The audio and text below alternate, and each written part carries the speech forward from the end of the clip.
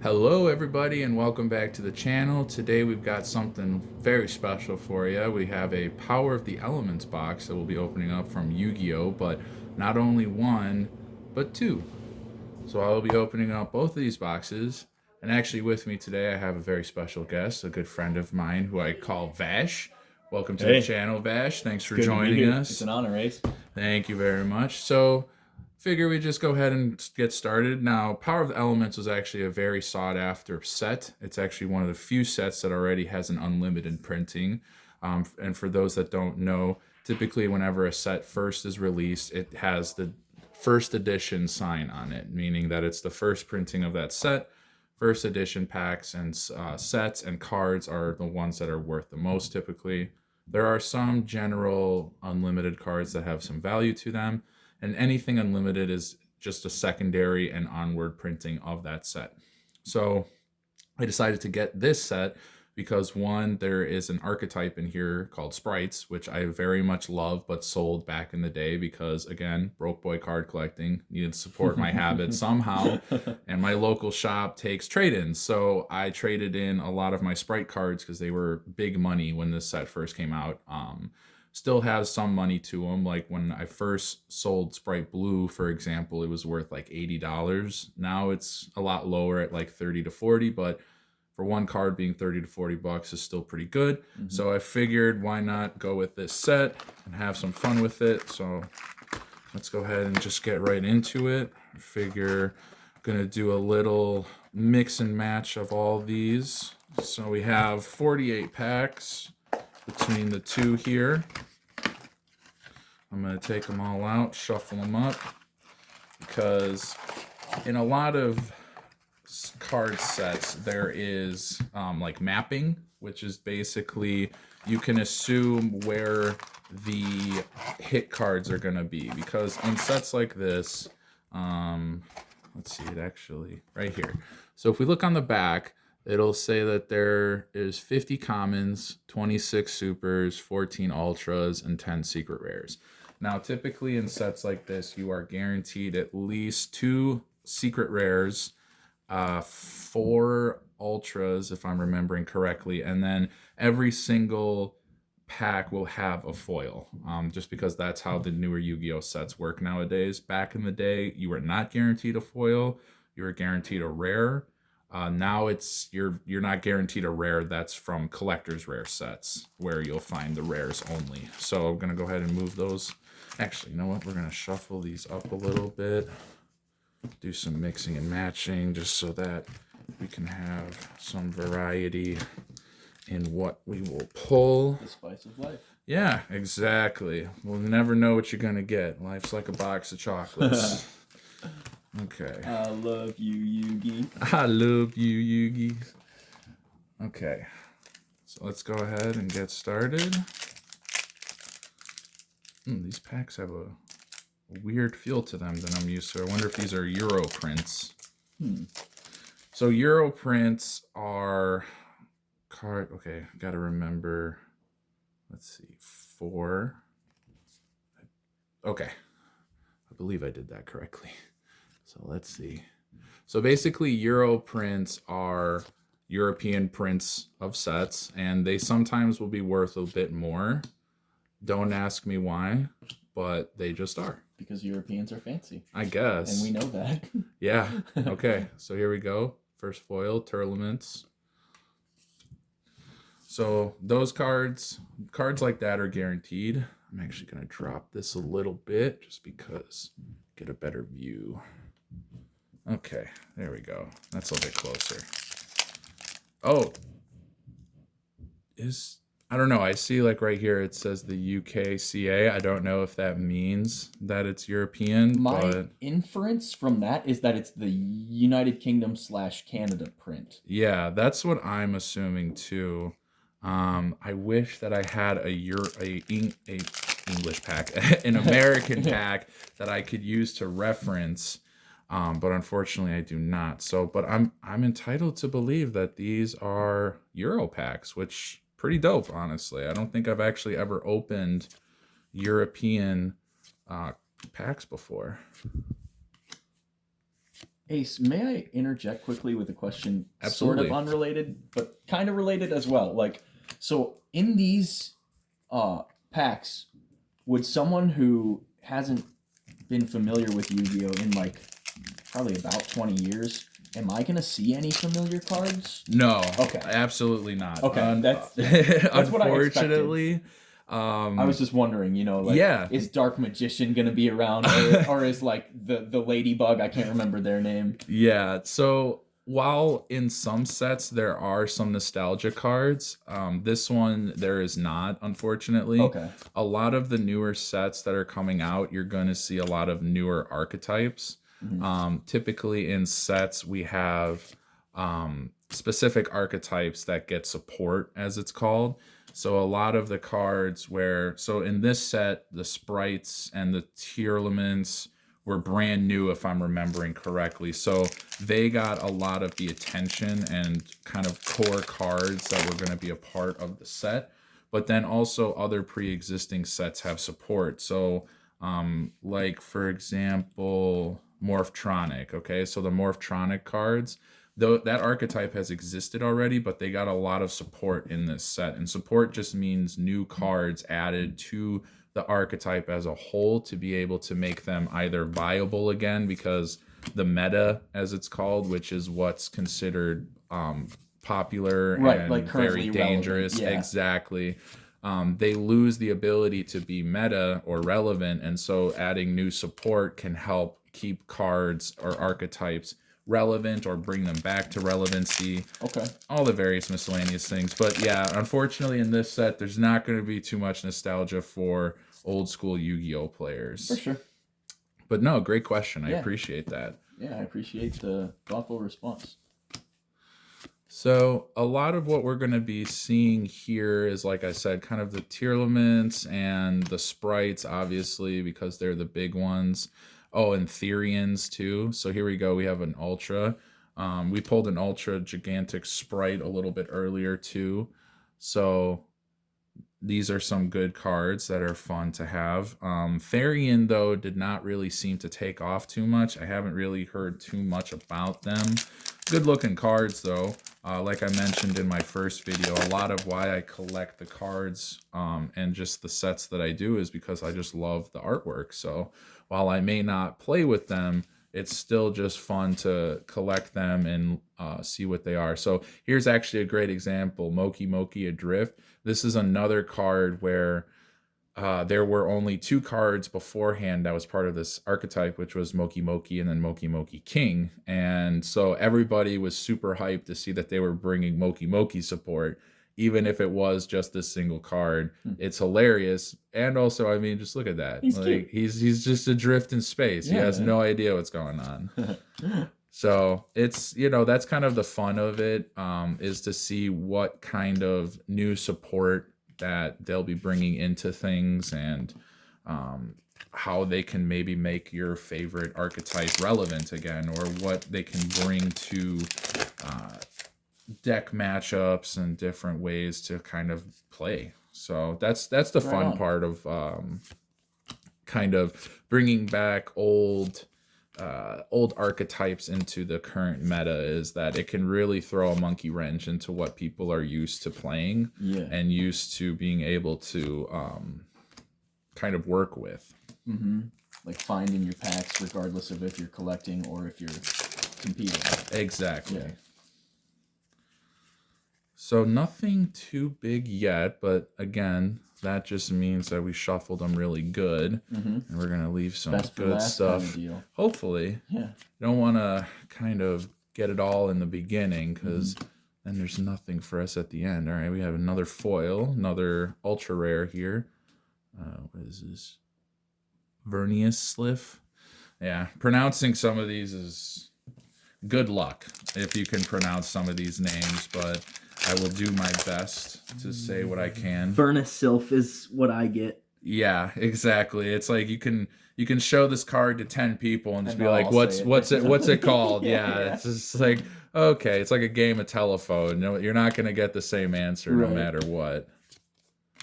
So, but if I could walk away with 2 Sprite Blues, that would be pretty amazing. And why I'm only hoping for 2 is because they are secret rares. And based off of the boxes that I opened today, we're only going to have 2 or 4 secrets. So hopefully 2 of them are Sprite Blue. But since there's 10 secrets, the odds are not that great. But hopefully the heart of the cards are with us and we'll be able to get some good things. So, and Gem Knights, this was actually really cool about this set too, was that there was some Gem Knight support that was brought into there. Fun fact, when I first started getting into Yu-Gi-Oh, I really stuck to what I kind of recognized as old school play styles, so such as utilizing fusions and utilizing rituals and synchros, because I stopped playing Yu-Gi-Oh and I stopped kind of watching Yu-Gi-Oh around the time of 5Ds. So, okay, first off, this card is hilarious. The staring contest. I mean, it's so cute and it's just looking into your soul. And he clearly doesn't look too thrilled at what he sees. But regardless, it's a cute card. Yeah. So, but as I was saying, I stopped watching and kind of participating in Yu-Gi-Oh around 5Ds.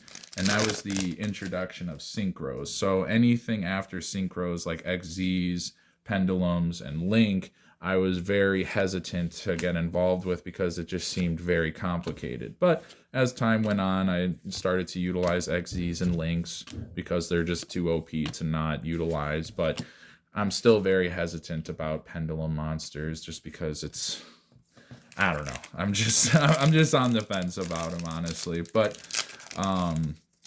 so I came across the Gem Knight archetype when I was kind of looking up what archetypes existed at the time, and it really stuck out to me because it's a heavily fusion based archetype. And I just love fusion monsters. They're just really fun and can be really overpowering with their ability to flood the opponent, or flood your side of the deck with monsters and overwhelm your opponent. So here we have another Ultra. We have Asa. This is great because I love the channelers too. They were a fun archetype with their little familiars and everything. Put in the comments who your favorite channeler is if you've ever used the channelers before. Mine's probably the water type just because I love water out of the 4 elements. But yeah, so that's a cool one. So we are about a quarter of the way done with this stuff. So let's see what we can still get.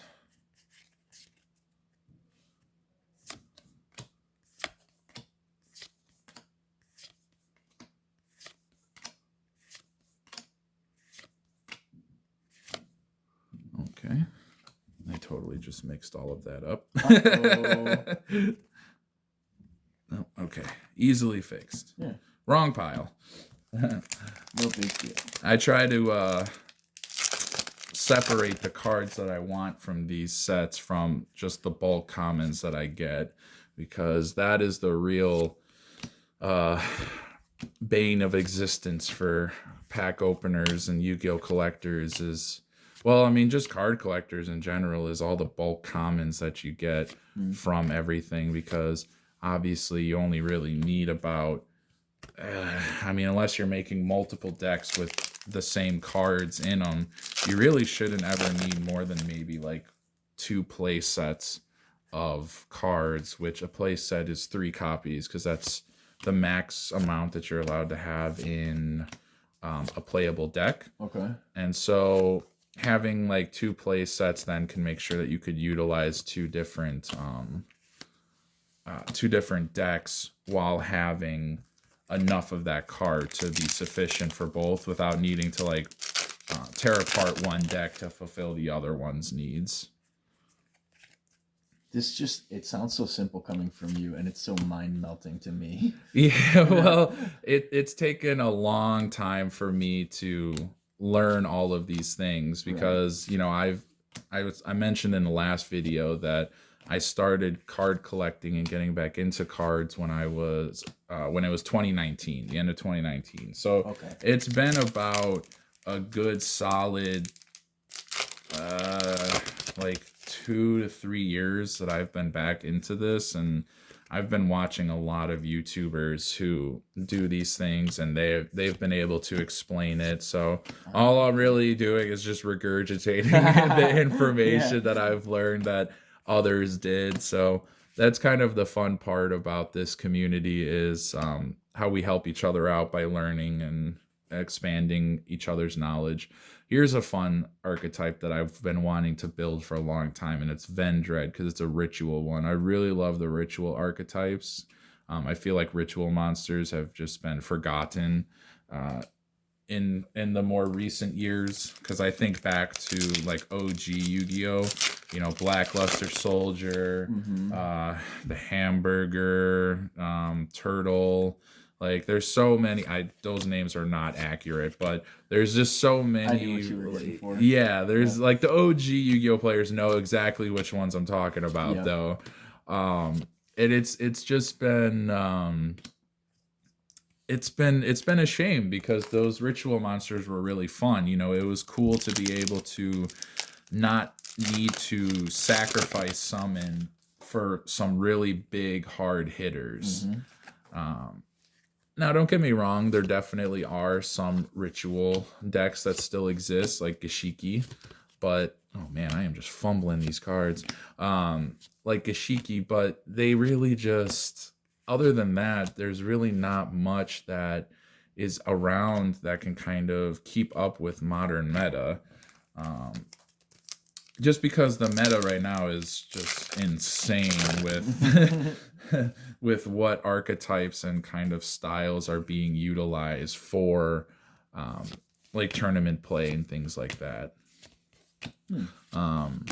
Master Duel, if anybody ever plays Master Duel, that's a great way to learn about what's meta and what is kind of, it's good to experiment on if you're thinking about trying to play at like locals or go to tournaments. Play on Master Duel and see what kind of response your deck gets in terms of playing against live people, because that's what the nice part about Master Duel is you're playing against live people.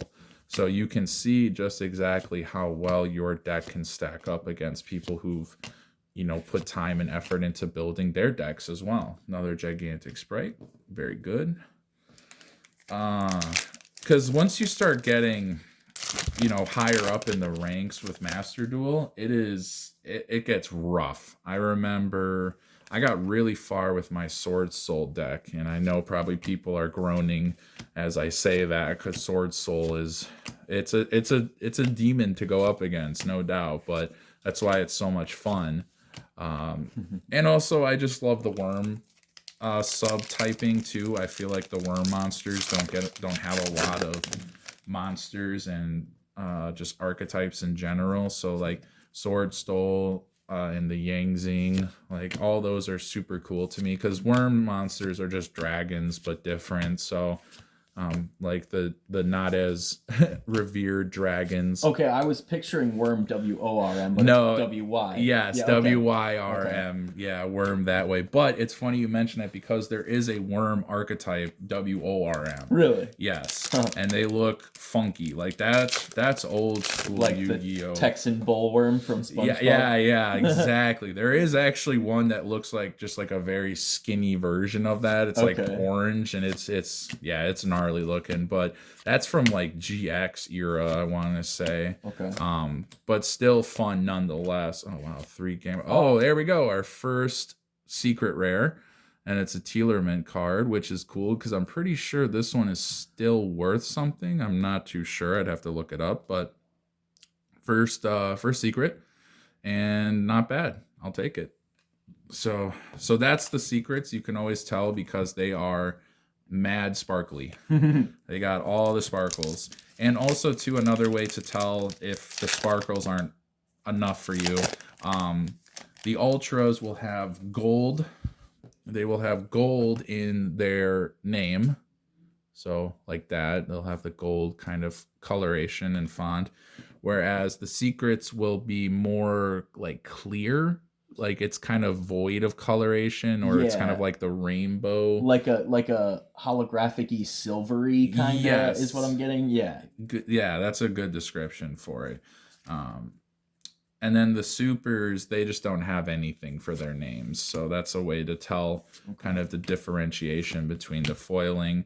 But there's even more. I mean, because beyond secret, there's collector's rares. There's, I'm drawing a blank on all of them now. We got another Tealer Mint Ultra.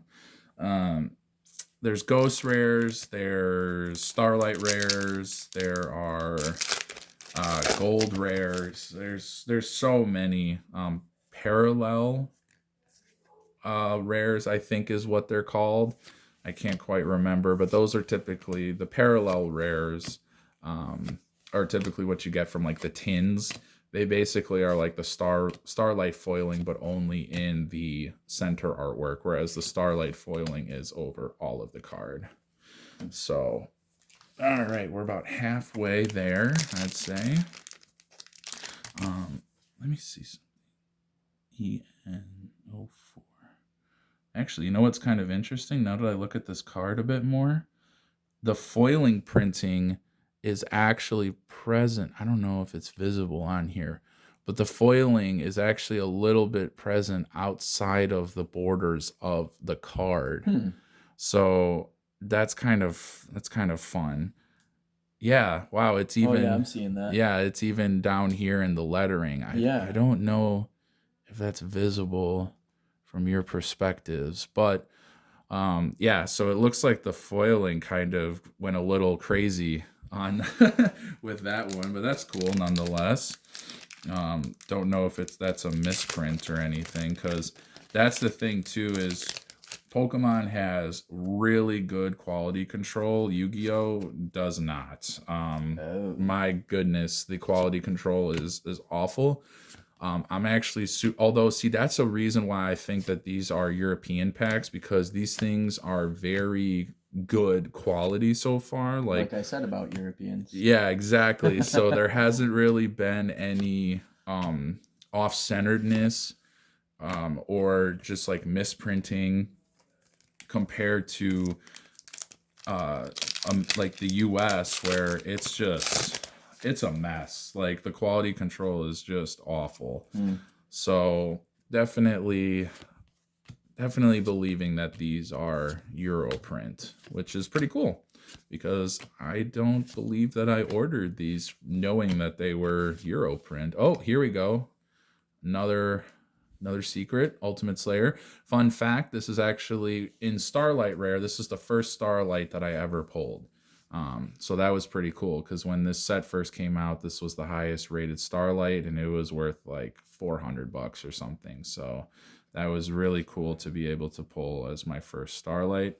I actually ended up selling that to a friend and was able to then get plenty more booster boxes from that, because I had no real close attachment to that card as a Starlight.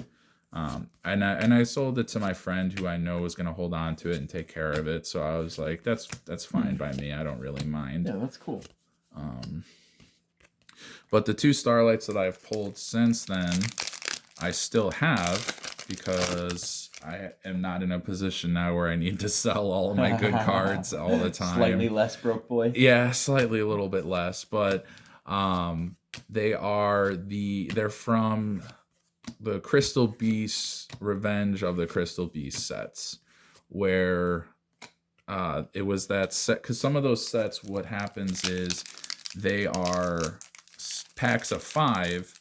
There's 4 ultras and 1 secret in each pack, but they still have Starlight rares. And so out of that set, I pulled the Blackwing Blackwing Armor Master Starlight, and then I pulled the Borlode Savage Dragon.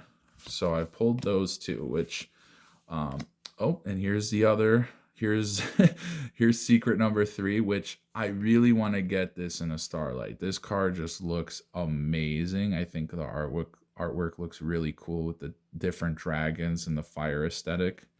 So unfortunately, that obviously means we're not going to be getting the 2 blue sprites that I was hoping for, but yeah, nonetheless, though, still getting some good secrets. Not going to feel too bad about that. Oh man, we got a ding right there already. Great start. But again, that's just how things work. Unfortunately, there's gonna be some dings, some issues. Well, you just jinxed rather it too. You were talking about how good it had been. Yeah, well, I'd rather it be in a pack like this where there's nothing too crazy. You know? If That was on a common too, right? Yeah, I'm pretty sure that was on a common. So even if it was on that foil, I'm not too concerned. You know, that card's worth like 4 cents. So whatever. Yeah. Okay, so we keep on moseying right along. Let's see what else we can pull. There you go. Thank you. Yeah, no problem. That one's interesting. Emperor Tanuki's Critter Count. Yeah, some of these card names are hilarious too. Tanuki. That's I don't play Animal Crossing, but that's what that guy is, right? The banker. Yep. So a Tanuki is just oh my goodness. I know I'm probably gonna get this wrong, but I'm pretty sure it's either Japanese for raccoon. I think it is. Or it's a mythical creature in Japanese lore that looks like a raccoon. Okay. But it's like a I think it's a one mythical of those two. creature. Yeah. But regardless, it's essentially a Japanese raccoon. So right on.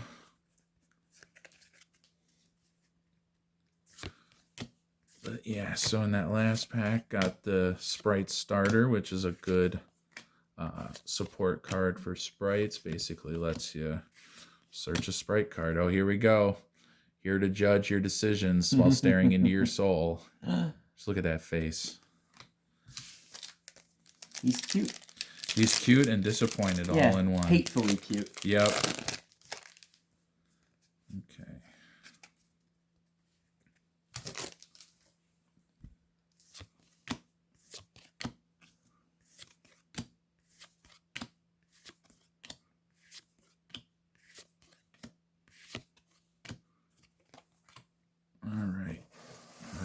Last stack. Getting down to the wire. Yep. Goes by quick.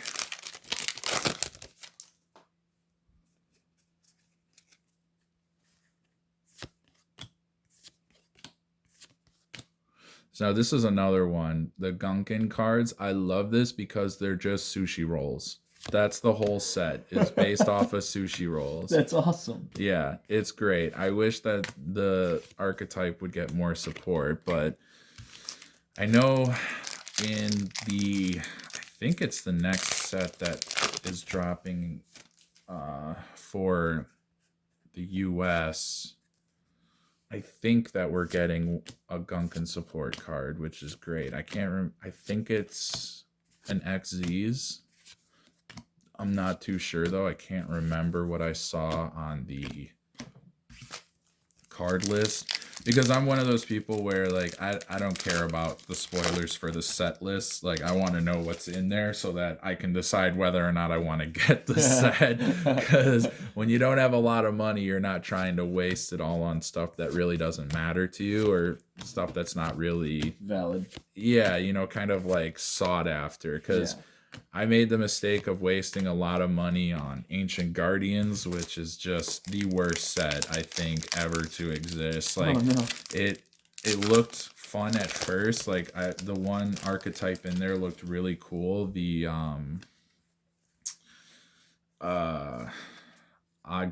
Dodic, I believe is how it's called. It looked really cool, but it didn't even take off.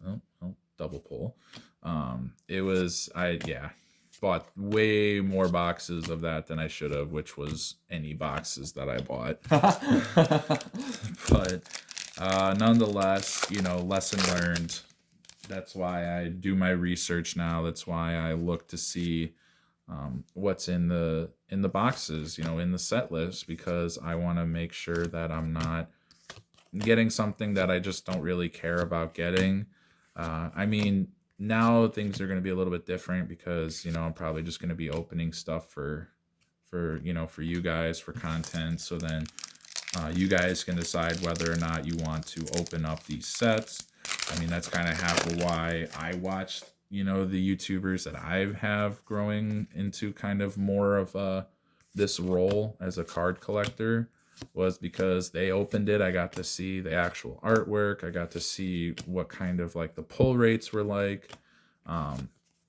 Because that's the thing is, you know, you can have cards that you're looking after and have desire for, but you could open up hundreds of packs and not get it, and that's just part of the game.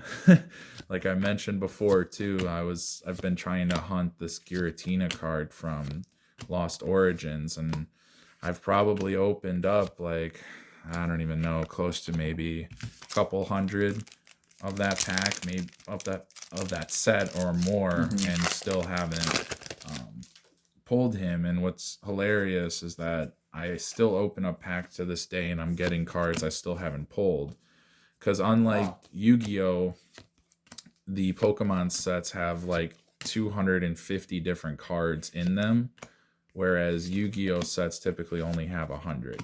So Pokemon sets, that's another reason why they're more expensive too, is because there's so much more that's offered in them. Okay.